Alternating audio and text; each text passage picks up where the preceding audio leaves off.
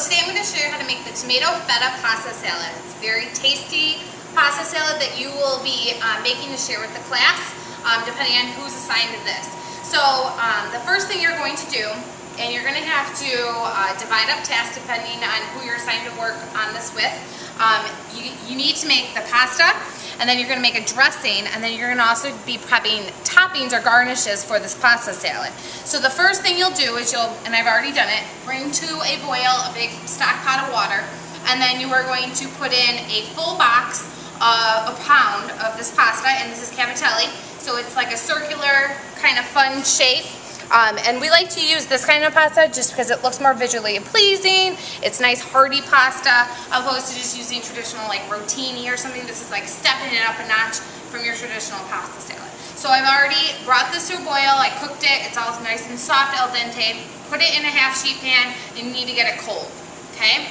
So now, the next thing I'm going to do is I'm going to get our dressing ready, because you'll want to make your dressing, mix it with your pasta, and then incorporate a couple other flavors and toppings. So you're going to make your dressing in a blender. You can use a food processor, whatever is available. And I've gotten mostly everything ready, okay? The only thing I've not gotten ready is I haven't finished the garlic. But essentially in this, it's like a salad dressing, that's what you're making. We have olive oil, and it says in the recipe to use like a good olive oil, so extra virgin olive oil is probably one of the better ones. It has a lot of flavor. Don't use vegetable oil, it's not going to be as flavorful. Red wine vinegar, so I have that already in here. Salt and pepper. We're going to be adding capers, and a lot of times students will see this and think, ew, I don't like it. This is what's going to add some saltiness and flavor to this, and it's going to get all blended up so you won't even know it's there. Just like when you make Caesar salad dressing, it has anchovies. You don't even know it's there, it's for flavor. And then also what's in this is sun-dried tomatoes, and it's in an oil, okay? So we can purchase this right at the grocery store in oil. It's gonna get all blended up. If you cannot find this, or if your teacher does not have this, this is also fine. It's just dried, it's not in oil. It will be fine because you blend it up in oil anyway. So the recipe says in oil, this is better, but this would be fine, okay?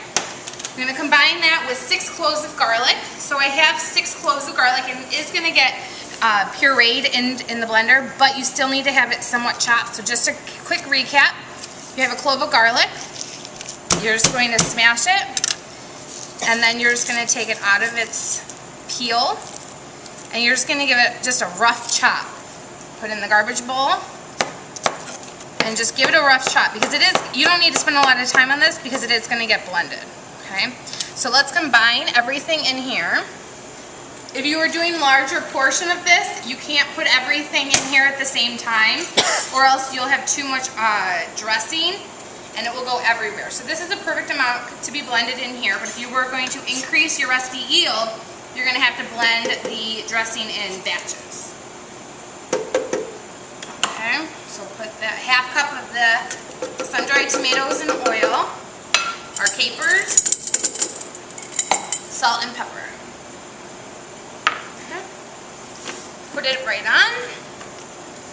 And then we are going to go to, I would say, do sauce, dips, dressings, batters.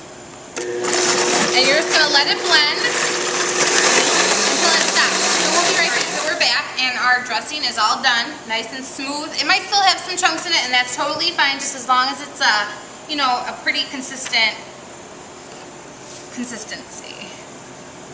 So you can still see there's some chunks of stuff, not huge.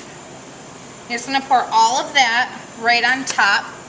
And because pasta is a starch, initially it's just like going to coat it, but as it sits, the dressing kind of is absorbed by the pasta. So this, initially in class, if you were able to do this day one and then put this in the refrigerator overnight, it's going to have a lot more flavor the next day.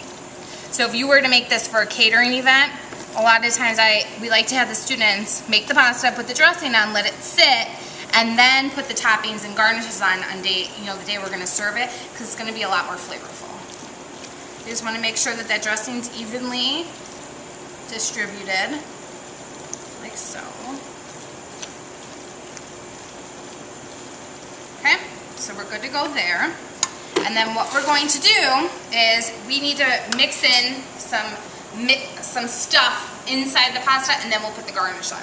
So the topping, or excuse me, the stuff that you're gonna mix in is gonna be Roma tomatoes, okay? So I'm gonna just review from Cuisine Chef how to cut that. Some salt, a little bit of olive oil, and then we're gonna put in some more sun-dried tomatoes. We're just not gonna puree them.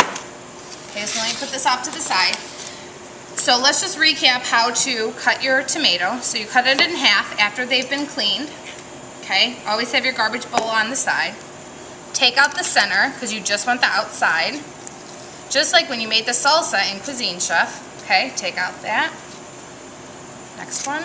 And this recipe that you're going to make in class calls for 3 Roma tomatoes.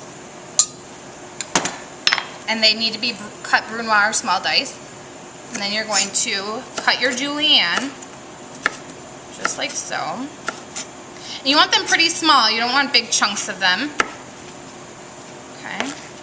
And a lot of times students are like, I don't like tomato. With the dressing, this actually takes on really good flavor. And it adds nice texture and bite, crunch to your pasta salad.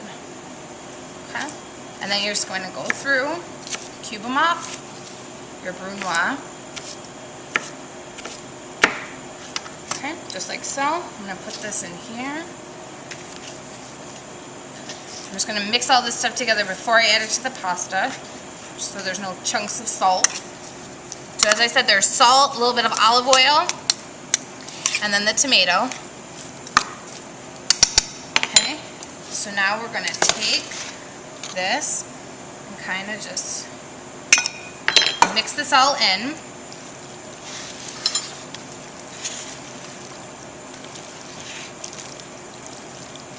Like so. And then this has feta, and this calls for 4 ounces, which is the entire container. And feta will break. You could chop it up a little more. You can buy it in full, like it comes in a block, and you can chop it. This one's pre-crumbled. Mix this in. And feta cheese is a soft cheese. It has a little bit of saltiness to it.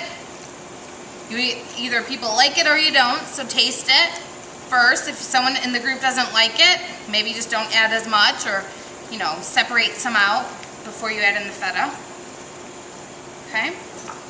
And then you're going to top it, your garnish,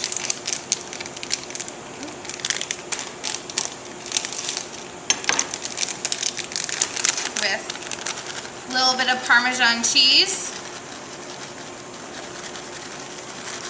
And this is just the topping, so you're not going to actually mix this in. 1 cup is what it calls for, and then a cup of your parsley.